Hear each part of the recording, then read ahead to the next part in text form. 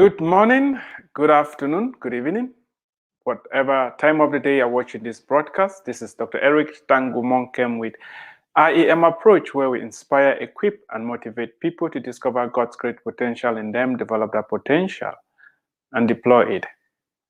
There is great potential in you, and it's going to take some hard work, perseverance, tenacity for you to develop that potential and deploy it.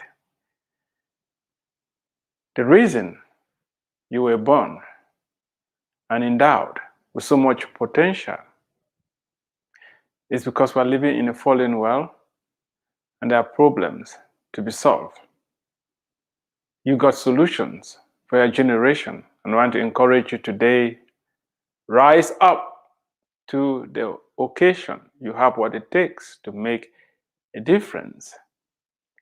Find your calling, find your gifts, develop them, deploy them by using your gifts to serve other people. A teacher of the law came to Jesus and asked him, "Good master, which is the greatest commandment?" And Jesus said, "Love God and love your neighbor as yourself." Is that basic? Is that simple? The more you love God, the more you get to know who God is. You understand the things that are dear in God's heart. If God sent his son to die for the sins of mankind, it tells you right there that people are very dear to God. And the top priority, God places a high premium on people. That is why when you love God, you automatically are going to love people. God is love, and you have to express the love for God by loving people. When you love people, you do things for them. Love is more than a feeling. Love is an action. God is love. When you love, you render services. When you love, you solve problems for people. I want to encourage you today, before we get into the topic of the day. Today we're going to be looking at part 2 of the life of Jesus and the defeat of racism. I'm talking about the way forward. And I will start by mentioning this. Blaming, complaining, and making excuses does not work, has never worked, will not work. Blaming, making excuses, and complaining has not worked and will not work. It does not work. And that's why I'm encouraging you to listen carefully to what I'm saying. I have not refused the challenges on the ground that come with people interacting with each other. I've not refused the history of slavery, of segregation, of lynching. I'm not taking that lightly. It's a manifestation of the depravity of mankind. It is written, the heart of man is desperately wicked. Who can know it? For other humans, to capture other humans, subject them to slavery, murder, lynch, rape. It has nothing to do with skin color. It's evil. And until we call it evil, we'll never defeat it. And that's why I'm saying today that the death of Jesus on the cross has something to do with defeating racism, with setting the captives free, with breaking the shackles of sin over the lives of people. It's only God that has a solution. He that the Son of Man has set free is free indeed. Before we get into the details, there are three things I want you to do for me. I'm asking that you share this video, invite other people to join us, subscribe to my YouTube channel. If you haven't gotten a copy of the book, Racism, where is your sting, a provocative look at the beginning and the end of racism, I strongly encourage you to do so. When you do that, it's one way to support what we're doing, and it's another way to shine the light in the darkness that is trying to engulf us. Do me a favor, grab more than one copy for somebody, encourage them to actually read it, and let's have a frank discussion about the way forward. Racism is dead. Racism can be defeated because it's already dead. If you want to know why I'm saying that, you can listen to some of the past episodes.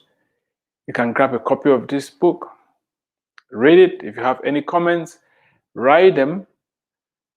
And if you have any questions for me, I will entertain those questions. I want to thank you for stopping by. Let's get into what I have for us today. As I said, I'll try to go through this as slowly and carefully as possible because it's very easy to be misunderstood. I don't want that. Don't tune me out yet.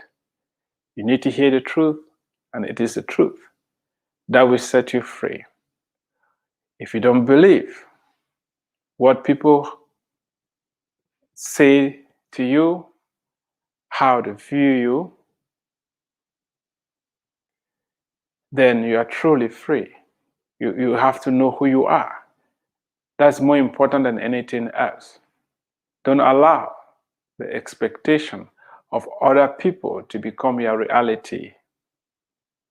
Don't say, oh, because they call me that I'm a donkey, then yeah, I'm a donkey. Whose report will you believe? God says you were created in his image and likeness. That's good enough. You don't need any other person to affirm you. You're already human, 100% human. And so you don't need other humans to make you more human because you already are. Do you understand that? Do you believe that? We've been looking at the lives of heroes of the faith that has gone ahead of us, and we're trying to learn from them how they dealt with injustices, how they dealt with betrayal, how they dealt with discrimination, segregation, you name it. Remember Joseph? It was so bad in Egypt that the Hebrews were considered detestable. That's a very strong word. The Hebrews were considered to be detestable. The Egyptians detest them to the point where they would not even have a meal in the same place with the Hebrews. Joseph was a Hebrew. Joseph was not only detestable, he was a slave, zero rights. Then how did he become the prime minister in Egypt? Because God was with him. And Joseph understood the big picture. Joseph used his gifts to solve problems. You have gifts. Solve problems. Solve problems. And doors will open. Is it easy? No. That is why you need to buckle up. Stop wasting your energy complaining, blaming, and making excuses. The more you complain, the more you make excuses, the more you blame, the weaker you get, the more hopeless and helpless you get. If you don't take responsibility and you understand that all things work together for your good and that God is in control, you're going to fail. You're going to fail. And that is what is happening. I'm presenting a solution. Try it. When you are free mentally, the external shackles will fall off.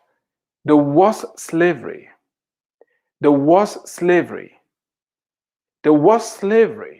is mental slavery. The worst oppression is mental oppression.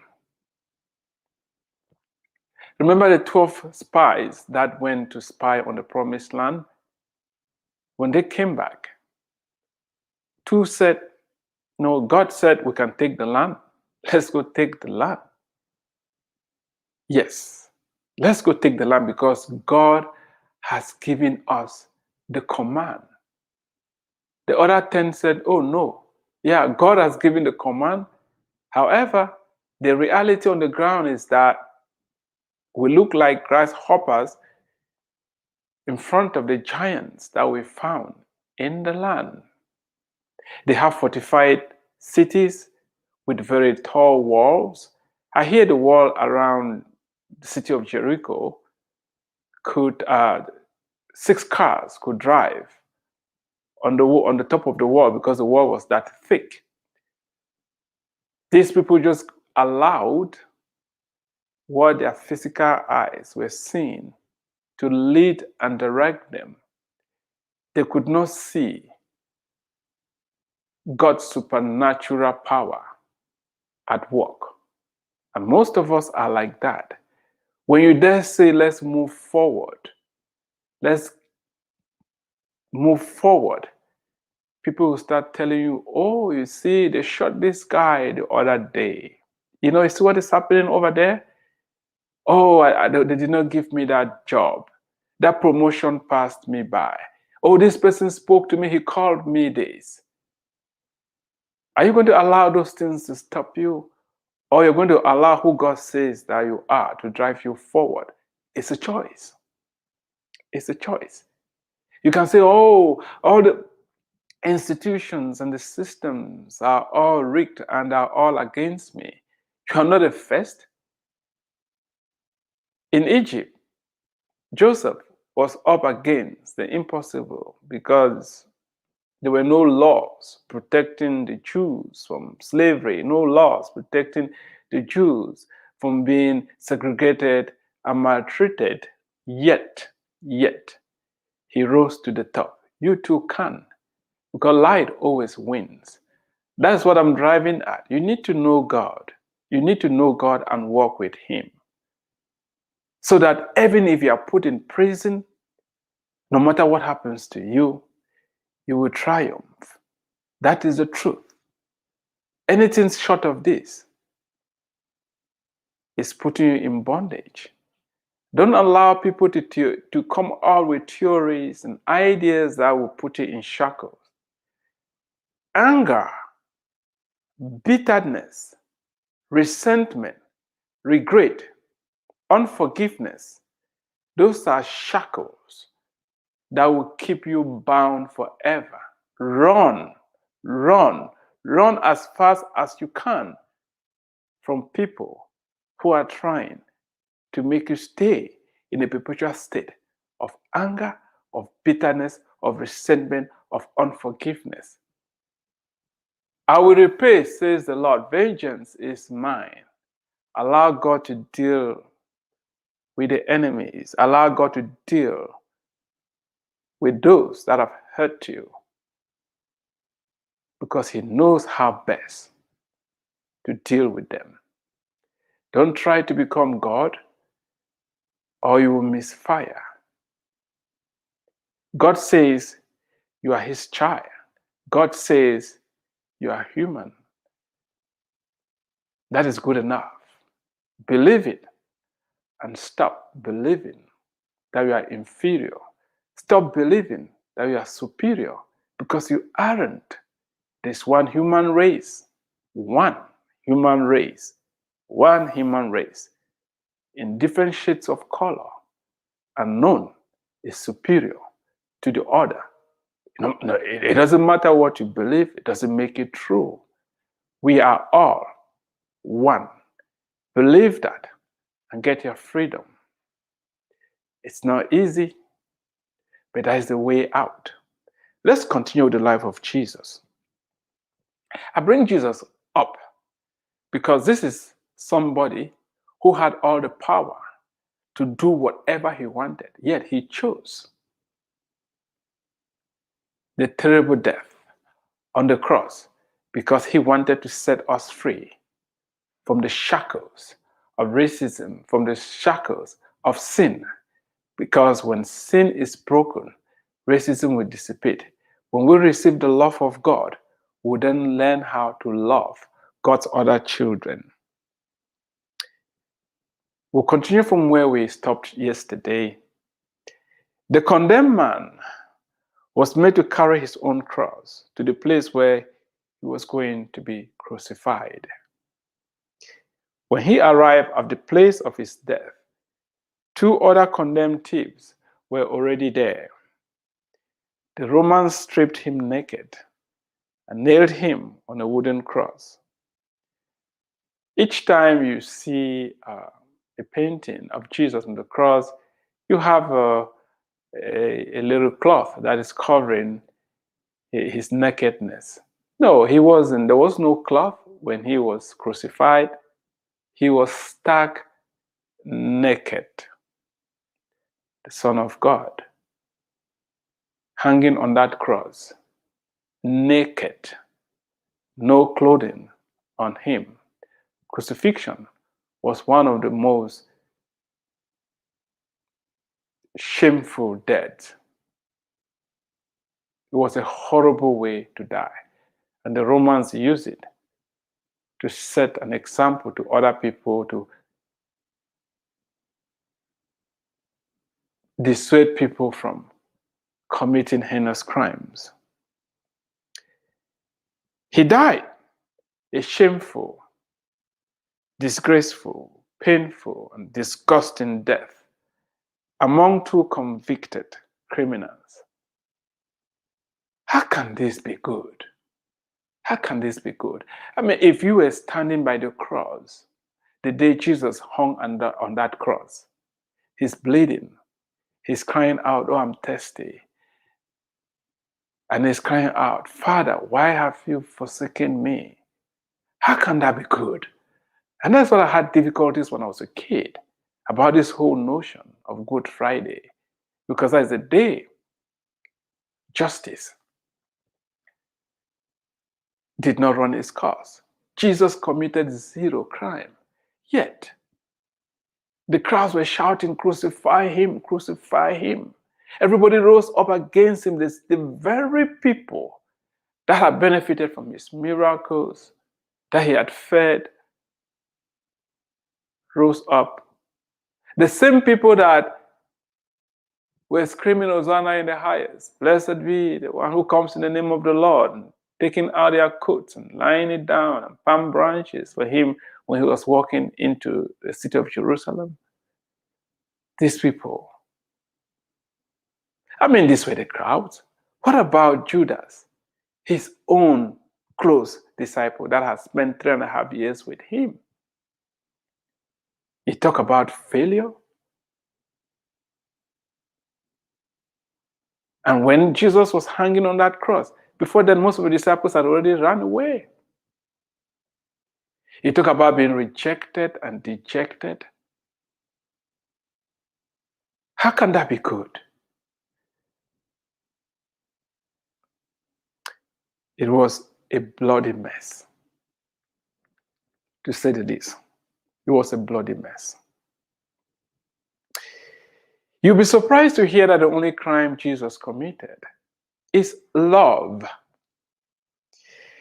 This 33-and-a-half-year-old man loved others more than his life. In his own words, he said, "There is no greater love than to lay down one's life for one's friend.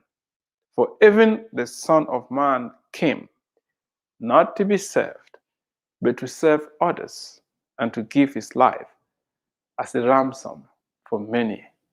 Wow. Even the Son of Man came, not to be served, but to serve others, and to give his life as a ransom for many. I started by saying that you have great potential. You have a lot of gifts. It's not about you. It's not about your smartness. It's about you using those gifts to serve others. That is love. Do that, and doors will open for you. Remember Joseph, even when he was forcefully accused, there was no justice, and sent to prison, he did not protest. What he did was to use his gift to serve his fellow prisoners. Use their gifts. Use their gifts. Use them. Make sure you know the areas you are gifted in. Use those gifts. Serve others. Doors will open for you. Love is more than feelings and emotions. Love requires sacrifice. And in the case of Jesus, death. For God so loved the world that he gave his one and only Son, that whoever believes in him shall not perish, but have everlasting life. For God did not send his Son into the world to condemn the world, but that the world through him might be saved. Jesus said, "I came to lay down my life as a ransom." Wow. Do you know what a ransom is? Usually, if somebody kidnaps, you're taken hostage, you're held hostage by somebody, and for you to be released, they will ask for a ransom. In some cases, millions, it just depends. Sin is holding us captive. It's not normal for people to hate, segregate, mistreat, kill, murder, lynch, enslave other humans. When I started from day one, I said when God created Adam and Eve, there was peace, there was tranquility, there was harmony. Then they chose to disobey God, and everything went south because they sinned. And the manifestation of that sin is what we're dealing with. When Cain killed his brother Abel, it wasn't because Abel was of a different race or his skin pigmentation was different. Jealousy, envy, greed. What prompted the Europeans to enslave the Africans? What prompted the Africans to sell their brothers to the Europeans? Was it not for the money, stuff, material things, greed? And the slavery institution in the United States lasted for so long. Why? Money. Those who had slaves could not imagine a world without slaves because they were having free labor. Slavery has been abolished, but there's still slavery being practiced in many different parts of the world. And some of the forms of enslavement are not very overt. You employ people, you barely pay them. Greed, selfishness. You're trying to keep all the money to yourself, and you push the workers to work as hard as possible with very little pay. It's a condition of the heart. It's a sinfulness. Sin has taken the hearts of men, the heart of mankind captive. And that's why Jesus came to pay the ransom so that you can be set free. So that the yoke of sin over your life can be broken, so that you can be liberated to walk in the love of God. Jesus of Nazareth, the man I'm talking about, was on a mission and stayed the course. He did not give up and did not quit, even when the going got extremely difficult, unpopular, and dangerous. Remember when he told Peter, I'm going to go to Jerusalem, and he was talking with his disciples, and they're going to catch me, they will try me, and they will crucify me. Peter took him aside and rebuked him and said, dude, don't say that. Dying, that is a bad idea. Bad idea. Jesus said, get behind me, you Satan. The devil was speaking through Peter. We live in so much fear. But what? God has not given us a spirit of fear, but of power and of love and of a sound mind. If you have been driven by fear, the fear of death, then you need to ask the Spirit of God to come into you. We are not supposed to be living in fear. You don't need to be afraid to die. Because after all, death is the doorway to eternal life. If you have not overcome death, you're going to fall for anything.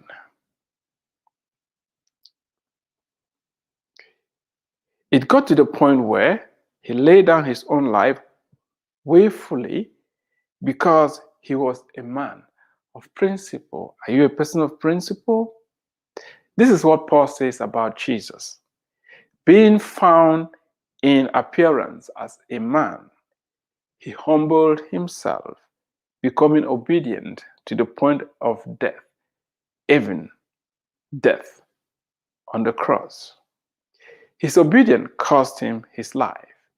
He could have taken the road of least resistance. He could have done what was politically correct. Just go with the flow. Just toe the line.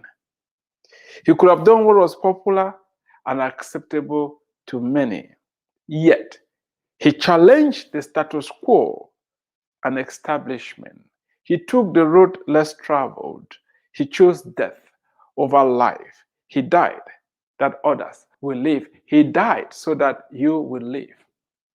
Jesus said, he that the Son of Man has set free is free indeed. And the person who commits sin is a slave to sin. The person who commits sin is a slave to sin. If you are living in anger, in bitterness, in unforgiveness, you have hatred for other people and you're justifying it. Oh, I hate them because they did this to my ancestors. I hate them because they've done this to my people. You are enslaved. You are enslaved to anger. You are enslaved to unforgiveness. You are enslaved to bitterness. You are enslaved to resentment, to envy. When you look at other people and say, oh, look at them, they're having that, they took it from me, I want to. Jesus died so that that yoke can be broken and so you'll be set free. Rise up today, claim your freedom, accept God's forgiveness, confess your sins to Christ. If you are in that place of anger, when you look at other people and because of what they've done to you, and you're still regretting that, oh, you don't look like somebody else, is the day for you to come clean and ask for forgiveness. Let's say if you're having more melanin in your pigmentation, you are darker, you were born in Africa, you were born yeah, and you still think, oh, yeah, somewhere in your heart you are wishing that you were Caucasian, you're wishing that you were different. It's time for you to come clean. And if you're Caucasian and you somehow feel that, oh, you are better off, you are superior to other people, it's time for you to come clean. You're living a lie. You're living a lie. It's not true. Your parents might have told you, history books might have told you, your experiences must have told you, you are wrong. Nobody is inferior. And if you believe that you are inferior, you too, you are wrong. You need to wake up, believe God, Jesus died for everybody. And it's unfortunate that those who call the name of Christ, those who say they've met Christ, don't show the light. Let it start with you. No life is less life. There's one human life, one human family. And Jesus died for everybody. Many people ask why a good and benevolent God allows so much suffering in the world. Before you give up on God, remember that Jesus of Nazareth was both man and God, and he suffered and died a bloody death on the cross. God himself suffered.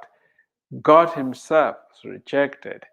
God himself was spat upon. God himself was betrayed. God himself was subjected to torture beyond measure. Have you been betrayed? Jesus and Joseph were. And the Africans who were sold in slavery were betrayed. Have you been rejected? Jesus and Joseph were. The brothers of Joseph rejected him, and the Africans who were sold into slavery were rejected. Have you been wrongfully convicted? Jesus and Joseph were, and the Africans who were sold into slavery. Have you been abandoned, forsaken by those you love and trust? Jesus and Joseph were, and the Africans who were sold into slavery. Have you been ridiculed, misunderstood, mischaracterized? Jesus and Joseph were, and the Africans who were sold into slavery. Have you been shamed, wrongfully accused? Jesus and Joseph were, and the Africans who were sold into slavery. Have you been sold by those you trusted? Jesus and Joseph were, and the Africans who were sold into slavery. Remember, the brothers of Joseph sold him. One of Jesus' disciples sold him. The Africans were sold by their own. Are you under tremendous pressure to quit? Jesus and Joseph were, and the Africans who were sold into slavery. Are you weary and tired? Jesus and Joseph were, and the Africans who were sold into slavery. I say all this not to say we should remain at the place of defeat. This is why I brought all this up. Understand this. What made Jesus and Joseph succeed after all that was done to them? And what will make you succeed is making up your mind never to give up no matter what. Never quit no matter what. It's going to take more than that. Above all, it is seeing and accepting God's involvement in the whole process. God's involvement in the whole process. God uses the good, the bad, and the ugly to accomplish His purposes. When we surrender everything to Him, I'm going to say that and say it very slowly. If you've forgotten everything I've said today, I want you to hear this one. Hear it. Think about it. Meditate upon it. It's going to set you free. God uses the good, the bad, and the ugly to accomplish His purpose when we surrender everything to Him. God uses the good, the bad, and the ugly. And that is why the good, the bad, and the ugly of Good Friday, this bloody mess, became Good Friday. Because when the devil thought, oh, I got him, he's been killed, it turned out that the death of Jesus on the cross has liberated and freed billions of people. No matter what you've been through, no matter what they've done to you, if you let God be, if you trust Him with the outcome, if you let go of anger, bitterness, and resentment, if you start worshiping God, that He understands better, that you did not choose where to be born and who gave birth to you and when you were born, if you start seeing that God has a reason and a purpose, you will rise up to the occasion. Joseph did. Jesus did. You can do. Thank you so much for watching. Do me a favor, share this broadcast. We're going to finish part 3 tomorrow. And if you haven't, grab a copy of the book. You can do that now. There's a link below this video.